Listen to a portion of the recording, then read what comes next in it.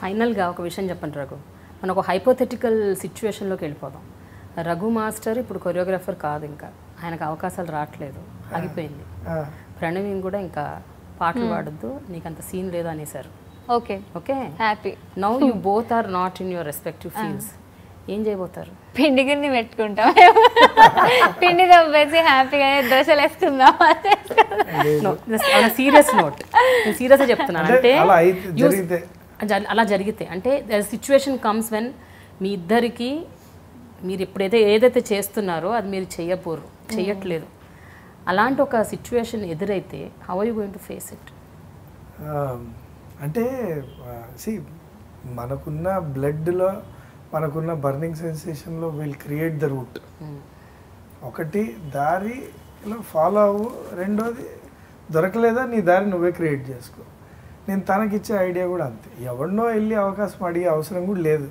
నీకున్న గొప్ప అవకాశం ఏంటంటే ఎంఎస్ సుబ్బలక్ష్మి గారు ఉన్నారు, రకరకాల పెద్ద పెద్ద వాళ్ళు ఉన్నారు. నువ్వు ఒక సింగిల్గా నీ దేవుడి మీద పాడుకొని సీడీలు ఎన్ని కావాలో నేను ప్రొడ్యూస్ చేస్తాను, నీ డబ్బులు నువ్వు పెట్టుకోను, అలా వదులు. డెఫినెట్గా ఇండివిజువల్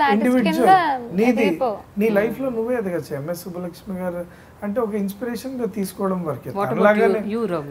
అట్లనే నా విషయానికి వస్తే నాది ఇప్పుడు ఎలా ఉంటుందంటే, అంటే నేనేం చేసుకోవాలా, నేను ఎలా వెళ్ళాలా అనే దీంట్లోనే ఉంటాను నేను. డెఫినెట్గా నేను ఎవరి మీద ఆధారపడను. నాకు పాటలు షూటింగ్, నాకు సాంగ్స్ వస్తున్నాయా లేదా ఎవరన్నా డైరెక్టర్లు ఇస్తున్నారు, ఈ వాళ్ళకి కూడా నా ఫోన్లో నుంచి ఒక్క కాల్ వేరే ఎవ్వరికి వెళ్ళదు. సత్యంగా చెప్తున్నాను, ఇవాళకి కూడా నా దగ్గర నుంచి ఒక్క కాల్ నా ఫోన్లో నుంచి వెళ్ళదు.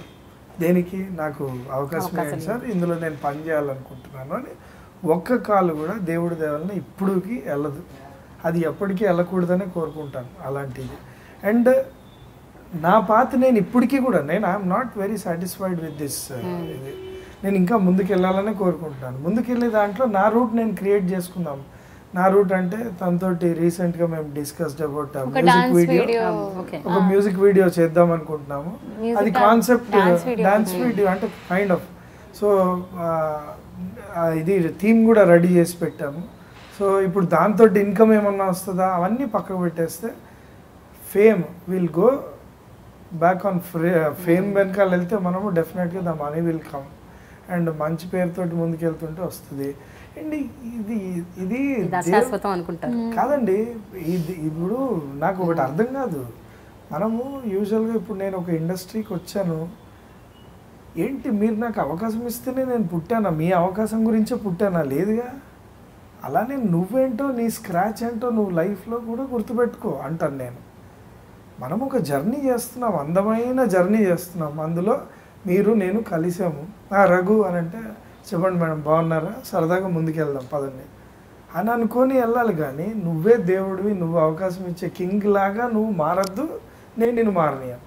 నీకు అవకాశం నేను ఇవ్వను, నువ్వు నన్ను ఏమన్నా నాకు అవకాశం ఇవ్వవు, అంతేగా.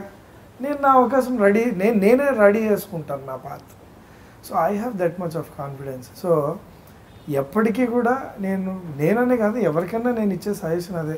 చాలా అందమైన జర్నీ చేస్తున్నప్పుడు లైఫ్లో అందరూ వచ్చి కలుస్తుంటారు. నేను అదే అంటా, నీకు డబ్బులు ఉన్నాయి నాకు లేవు, నీ అంత డబ్బులు లేవు నాకున్నాయి, నేను తిని నా ఇంటికి పోషించుకునే డబ్బులు నాకున్నాయి, నీ అంత లేకపోవచ్చు. అంతేగాని నీకు జిందాబాద్ అయితే నేను కొట్టను, నాకు జిందాబాద్ కూడా నువ్వు కొట్టదు. Okay, we are friends. మనం అందమైన జర్నీ చేస్తున్నాం, పాజిటివ్గా ముందుకు వెళ్తుంటే బాగుంటుంది. Dialogue with Prema and Prema గారితో ఇంటర్వ్యూ చేయడం చాలా చాలా ఆనందంగా ఉంది. నీకు ఎలా ఉంది ప్రణవి చెప్పు? నాకు చాలా చాలా చాలా ఆనందంగా ఉంది. థ్యాంక్ యూ ప్రేమ గారు. And watch this exclusive interview of us in Dialogue with Prema on iDream.